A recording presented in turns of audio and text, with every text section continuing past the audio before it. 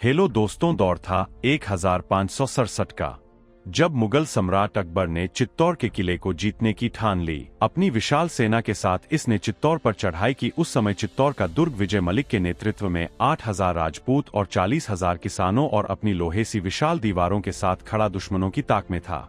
मुगलों ने आते ही सीधे किले पर हमला करने की कोशिश की। उन्होंने सोचा कि घर की दीवारों को तोड़कर इसमें बैठे सारे लोगों को बंदी बना लेंगे। दुश्मनों ने किले पर जोरदार बमबारी शुरू कर दी, लेकिन राजपूतों की तलवार की धार और किले की दीवारों के सामने उनकी एक न चली।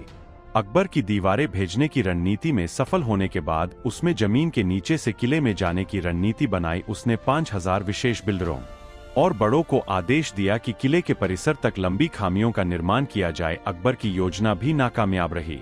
20 अक्टूबर 1567 को चित्तौड़ पहुंची सेना के लिए केवल एक ही विकल्प बचा था कि किले का राशन पानी खत्म होने तक बाहर बैठने का इंतजार किया जाए। अकबर अपनी सेना के साथ चित्तौड़ का दुर्ग जीतने के लिए लगातार 4 महीनों तक बाहर डेरा डाले बैठा रहा। इस बीच वह लगातार के लिए कुछ क्षति पहुंचाने की कोशिश करता रहा। अंत में जब किले में बैठे राजपूतों के लिए खाने पीने की सामग्री खत्म हो गई और बाहर से आने वाली सामग्री को अकबर की सेना ने बिल्कुल बंद कर दिया तो लोगों को किले के दरवाजे खोलने पड़े। अकबर की विशाल सेना के सामने राजपूत बड़ी वीरता से लड़े और 23 फरवरी 1568 को अकबर ने किले पर अधिकार कर लिया।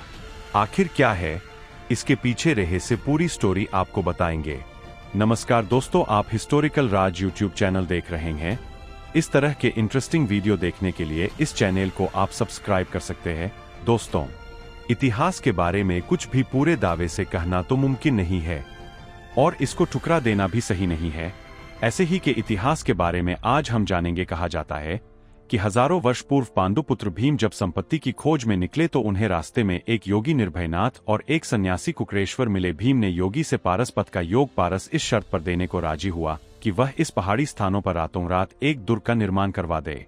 भीम ने अपने बल और देवरू की भाइयों की मदद से यह कार्य लगभग पूर्ण कर लिया था। सिर्फ दक्षिण हिस्से का थोड़ा सा काम बचा था। प्रयोग यहाँ पर पास देना नहीं चाहता था।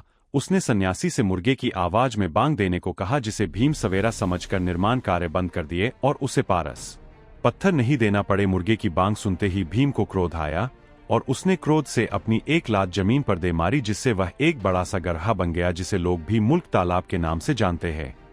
वह स्थान जहां भीम के गुट ने विश्राम किया भीम को भी कहते हैं। जिस तरह पर सन्यासी ने मुर्गे की बांग की थी दक्षेश्वर कहलाता है। इस प्रकार की इसके पीछे मान्यता है, पर इतिहासकारों की दृष्टि से देखें तो इस किले का निर्माण मौर्यवंशीय राजा चित्रांगद मौर्य ने 7वीं शताब्दी में करवाया था और इसे अपने नाम चित्रकूट के रूप में बताया। भारतीय धरा पर बनाई है। विशाल किला राजस्थान के चित्तौड़गढ़ में स्थित है, जो भीलवाड़ा से कुछ की क्वेश्चन है। अपने लंबे इतिहास में कई दशकों की रखवाली करने वाला यह किला जब सिसोदिया राजवंश के संस्थापक राणा हमीर के पास आया तो उन्होंने अपने 50 वर्ष के लंबे कार्यकाल में इसे नया रूप दिया। युद्ध की दृष्टि से बनाई अवैध करार अपनी बनावट की वजह से भारतीय संस्कृति के लिए जाना जाता है।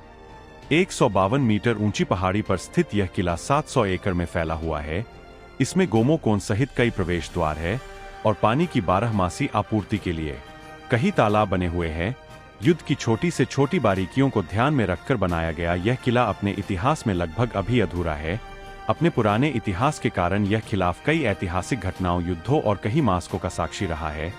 1330 ईस्वी में दिल्ली सल्तनत के अलाउद्दीन खिलजी द्वारा तहस-नहस किए जाने तक यह किला अजय माना जाता था, लेकिन खुद और सड़क से भरे खिलजी ने इस किले की कायाकल्प की वृद्धि। किले के द्वार को तोड़ दिया गया, मंदिरों का विनाश कर दिया गया। उस पर कुछ शताब्दियों बाद जब गुजरात सल्तनत के बादशाह ने चित्तौड़ पर आक्रमण किया तो उसने भी की बुरी दुर्गति की। चित्तौड़गढ़ का किला अपने वीरांगनाओं के गौरवशाली इतिहास और शत्रुओं के सामने झुकने के बजाय मर मिटने के लिए पूरे विश्व में जाना जाता है, इसलिए इतिहास के सबसे बड़े जोरों का भी साक्षी रहा है। इनके जौहर की गाथाएं सदियों तक भुलाई नहीं जा सकती। चित्तौड़ का गौरवशाली इतिहास 3 जौहर का साक्षी रहा है। इनमें हजारों वीरांगनाओं ने अपनी आन बान शान की रक्षा के लिए हंसते हंसते धधकती आग की लपटों में समाकर प्राणों की आहुति दे दी थी। इस किले में पहला जो ऑप्शन 1303 में अलाउद्दीन खिलजी के आक्रमण के समय हुआ। रूप में अति सुंदर चित्तौड़ की रानी पद्मिनी के लिए कायल हुए खिलजी ने चित्तौड़ पर आक्रमण किया था और युद्ध में राणा रतन की हार के बाद उनकी पत्नी रानी पद्मिनी ने अपनी मर्यादा में राजपूती स्वाभिमान की खातिर किले में ही विजय स्तंभ के समीप 16,000 रानियां और दासियों और बच्चों के साथ जौहर की अग्नि में स्नान कर लिया था। यह बलिदान नारी स्वाभिमान की रक्षा का इस तरह का विश्व में सबसे बड़ा बलिदान था। आज भी विजय स्तंभ रानी पद्मिनी की वीरता का भली भांति बखान करता है। विजय आपके पास की जगह जौहर स्थल के नाम से जानी जाती है। चित्तौड़ का दूसरा जौहर सन 1535 में गुजरात के शासक बहादुर शाह के आक्रमण में हुआ। उस समय रानी कर्णावती ने संकट में दिल्ली के शासक हुमायूं को राखी भेज मदद मांगी थी। हुमायूं के आने में देरी होने के कारण शत्रु की अधीनता स्वीकार करने वाली रानी कर्मावती ने 13,000 रानियों के साथ जौहर कर लिया था। चित्तौड़ का तीसरा जौहर 1567 में अकबर के आक्रमण में हुआ था। रानी फुल कंवर ने हजारों रानियों के साथ जौहर कर भारतीय संस्कृति को कायम रखा। बात करें आज के समय की तो इस किले में कई आकर्षक महल, स्तंभ, मंदिर और भवन बने हुए हैं। इसके लिए कंपनी महल दर्शकों के लिए आकर्षण का मुख्य केंद्र है। सफेद रंग के इस महल में कई शीशे लगे हुए हैं। इसके अलावा यहाँ राणा कुंभा महल, फतेह प्रकाश महल भी है। यह महल किले का निर्माण किसने बनाए हुए सबसे पुराने महल है। कहा जाता है कि उदयपुर के संस्थापक महाराणा उदय सिंह का जन्म इसी महल में हुआ था। इस महल के अलावा इस किले के पास ही भगवान गुरुदेव का भी एक मंदिर भी है। चित्तौड़गढ़ किले के पास ही ब्रांच नदी भी है, जो पहाड़ियों के बीच अपने सुंदर दृश्य से ध्यान आकर्षित करती है। कहा जाता है कि एक वक्त था जब चित्तौड़ के किले में 84 जल निकास हुआ करती थी, जिसमें राज्य के सभी लोगों के लिए जलापूर्ति की जाती थी। किले के अंदर बने दोस्तम कीर्ति स्तंभ और विजय स्तंभ पाषाण कला से निर्मित है, जो दिखने में बेहद ही सुंदर है। इन स्तंभों को बनाने में लगभग 10 साल का समय लगा था। यह दोनों स्तंभ राजपूत वंश के गौरवशाली इतिहास का प्रतीक माने जाते हैं। तो दोस्तों, इस किले के बारे में आप क्या सोचते हैं, हमें कमेंट बॉक्स में जरूर बताएं। और इस तरह की ज्ञानवर्धक वीडियो आप देखना चाहते हैं तो आप हिस्टोरिकल राज चैनल को सब्सक्राइब कर सकते हैं।